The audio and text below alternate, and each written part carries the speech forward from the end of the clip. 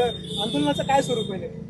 राऊत साहेबांनी काल रात्री जे वक्तव्य केलेलं आहे ते संपूर्ण भारतातील युवा वर्गाला घेऊन केलेलं आहे आणि एका प्रकारे त्यांनी युवकांचा अपमान केलेला आहे. संपूर्ण भारत देशातील युवकांचा त्यांनी अपमान केलेला आहे आणि त्याच्याच समानार्थ आज या ठिकाणी आम्ही हे युवा सेनेचं हे आंदोलन घेतलेलं आहे. संपूर्ण महाराष्ट्र आणि देश या गोष्टीची नक्कीच निश्चितपणे नोंद घेणार आहे की ज्या पद्धतीने युवा आज जर मुंबईमध्ये बघितलात किंवा बाहेरगाव देशामध्ये आपल्या संपूर्ण बघितलात तर युवकांची जी फळी आहे ती अर्थव्यवस्था असेल, कुठचंही क्षेत्र असेल त्यामध्ये ती उल्लेखनीय कामगिरी करत आहेत. आज आपण बघितलं असाल तर UPSC आणि MPSC मध्ये सुद्धा युवा वर्ग हा प्रचंड मोठ्या प्रमाणावर चमकत आहे आणि देशाला सांभाळत आहे, स्थिरस्थावर करण्याचा प्रयत्न करत आहे.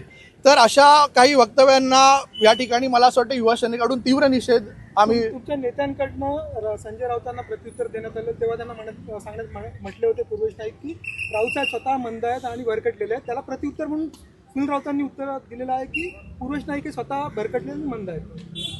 पूर्वेश सरनाईक भरकटलेले मंद नाही तर अत्यंत हुशार आणि कर्तृत्वान नेतृत्व आहे. ग्राउंड लेवलला काम करणारं, युवकांमध्ये संपूर्ण महाराष्ट्रभर फिरणारं नेतृत्व आहे. आणि मला असं वाटतं संजय राऊत हे फक्त घरामध्ये बसून किंवा एखाद्या ठिकाणी ऑफिसमध्ये बसून वक्तव्य करतात. ग्राउंड लेवलला त्यांना तरुणांची काय परिस्थिती आहे ही त्यांना कदाचित कल्पना नसावी. त्यांना महाराष्ट्रामध्ये देशामध्ये किती तरुण आहेत ते सुद्धा त्यांना कदाचित त्याची सुद्धा कल्पना नसावी. सुनील राऊतने आणखी एक टोला तुम्हाला लगावला. ते म्हणतात की तुम्हाला कार्यकर्ते जमवण्यासाठी ठाण्याहून, पवईहून अशा वेगवेगळ्या ठिकाणाहून भांडूपमध्ये कार्यकर्ते आणावे लागतात.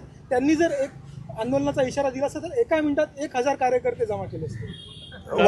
वाचाळवीर आहेत, त्यांचं काम आहे बोलबच्चन देणं आणि ते आज संपूर्ण महाराष्ट्र ऐकत आहे. मला असं वाटतं पूर्ण पक्ष संपवण्याचं काम ते त्यांच्या बोलबच्चननी त्यांनी केलेलं आहे.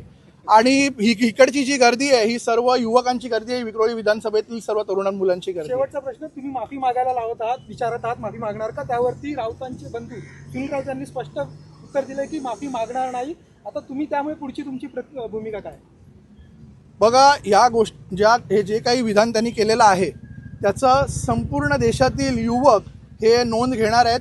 जसं लोकसभेला, विधानसभेला, महानगरपालिकेला या लोकांना घरी बसवलंय तसंच पुढच्या भविष्यामध्ये येणाऱ्या निवडणुकीमध्ये 2029ला सुद्धा हा संपूर्ण युवा वर्ग यांच्या विरोधात उतरून यांना घरी बसवल्याशिवाय राहणार नाही. बंगल्यावरती धडकणार आहात? आम्ही आता त्यांच्या बंगल्याकडेच जातोय मोर्चा घेऊन. आज आता हे मुंबईपासून सुरुवात झालेली आहे. ही संपूर्ण महाराष्ट्रभर या युवा सेना रस्त्यावर उतरून आंदोलन करणार आहे.